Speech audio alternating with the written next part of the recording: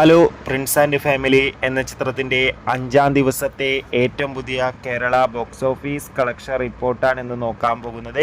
വീഡിയോയിൽ മുൻപ് video like ചെയ്യുക, ചാനൽ സബ്സ്ക്രൈബ് ചെയ്യുക. ഈ വരുന്ന മെയ് മാസം അങ്ങോട്ട് ധാരാളം ചിത്രങ്ങൾ OTT റിലീസ് ചെയ്യും. നമ്മുടെ ചാനൽ ഭാഗം പരിശോധിച്ചാൽ നിങ്ങൾക്ക് കാണാൻ വേണ്ടി സാധിക്കുന്നതായിരിക്കും.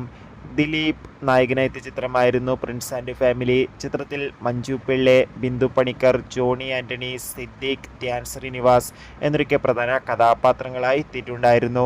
ചിത്രത്തിന് അത്യാവശ്യം മികച്ച അഭിപ്രായം തന്നെയാണ് ഇപ്പോഴും പുറത്തുകൊണ്ടിരിക്കുന്നത്. അതുകൊണ്ട് തന്നെ എല്ലാ സിനിമാ പ്രേമികളും ഒരേപോലെ പ്രിൻസ് ആൻഡ് ഫാമിലി എന്ന ചിത്രത്തിൻ്റെ കളക്ഷൻ റിപ്പോർട്ടും അറിയാൻ വേണ്ടി കാത്തിരിക്കുകയാണ്.